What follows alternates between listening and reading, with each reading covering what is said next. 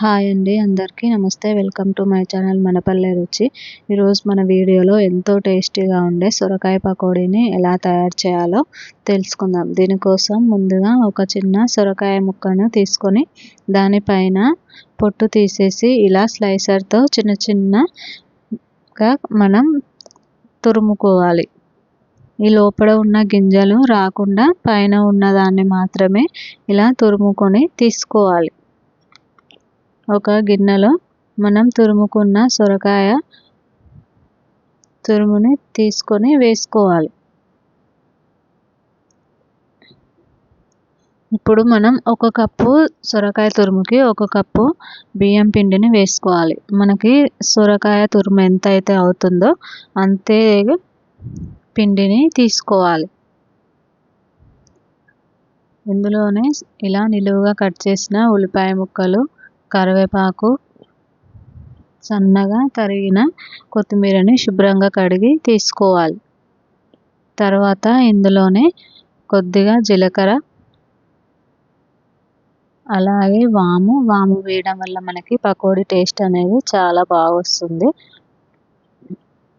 ఇప్పుడు ఇందులో రుచికి సరిపడా ఉప్పు, అలాగే కారం వేసుకోవాలి. కారం మనకి తగ్గట్టుగా వేసుకోవాలి. కొద్దిగా ధనియాల పొడిని కూడా వేయాలి. అలాగే గరం మసాలా, ఇవి రెండు వేయడం వల్ల మనకి పకోడీ టేస్ట్ అనేది చాలా బాగా వస్తుంది. వీటిని వేయడం అస్సలు మర్చిపోవద్దు. వీటిని వేయడం వల్లనే మనకి ఈ పకోడీ టేస్ట్ అనేది ఇంకా ఎక్కువ బాగా ఉంటుంది.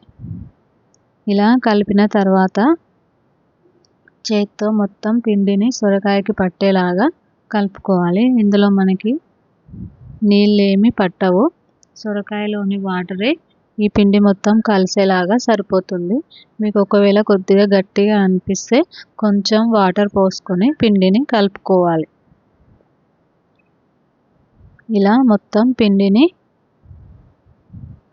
కలుపుకొని మనం పక్కన పెట్టుకోవాలి. ఇలా కొద్దిగా గట్టిగా అనిపించినట్లయితే కొంచెం వాటర్ పోసుకుంటూ పిండిని చూసుకొని కలుపుకోవాలి. పిండి అనేది మరీ మెత్తగా మరీ లూజ్గా కాకుండా మనం పకోడీ వేసుకోవడానికి కావలసినట్టుగా ఇలా కలిపి పక్కన పెట్టుకోవాలి. తర్వాత స్టవ్ పైన కడాయిని పెట్టుకొని వేడయ్యాక డీప్ ఫ్రైకి సరిపడా ఆయిల్ వేసుకొని ఆయిల్ మంచిగా వేడైన తర్వాత దీంట్లో మనం ముందుగా కలిపి పెట్టుకున్న పిండిని తీసుకొని కొద్ది కొద్దిగా పకోడీలాగా వేసుకోవాలి. ఒక వాయికి సరిపడా వేసుకోవాలి. ఇలా ఒక వాయికి సరిపడా వేసిన తర్వాత వీటిని ఒక నిమిషం అలాగే ఉంచి రెండొక వైపుకి తిప్పుకోవాలి. మంటని మనం మీడియం ఫ్లేమ్లో పెట్టి వీటిని ఫ్రై చేసుకోవాలి. హై ఫ్లేమ్లో పెట్టడం వల్ల ఇవి తొందరగా పైన కలర్ వచ్చి లోపల అనేవి ఫ్రై అవ్వకుండా ఉంటాయి. అందుకని మీడియం ఫ్లేమ్లో పెట్టి రెండు వైపులా తిప్పుకుంటూ మంచి కలర్ వచ్చేంత వరకు ఫ్రై చేసుకుంటే మనకి ఎంతో టేస్టీగా ఉండే సొరకాయ పకోడీ అనేది రెడీ అయిపోతుంది.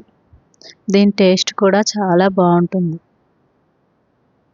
మీరు కూడా ఒకసారి తప్పకుండా ఈ సొరకాయ పకోడీని ట్రై చేయండి. టేస్ట్ అనేది చాలా బాగుంటుంది. మీ ఇంట్లో వాళ్ళందరికీ కూడా ఎంతో బాగా నచ్చుతుంది. చూసారా ఈ పకోడీ అనేది ఎంత బాగా వచ్చాయో. ఇలా ఈ కలర్ వచ్చేంత వరకు ఫ్రై చేసుకొని పక్కన పెట్టుకోవాలి. అంతే అండి. మీకు కనుక ఈ వీడియో నచ్చినట్లయితే లైక్ చేయండి, షేర్ చేయండి, కామెంట్ చేయండి. మరిన్ని మంచి వీడియోస్ కోసం మా ఛానల్ మనపల్లె రుచిని సబ్స్క్రైబ్ చేసుకోండి.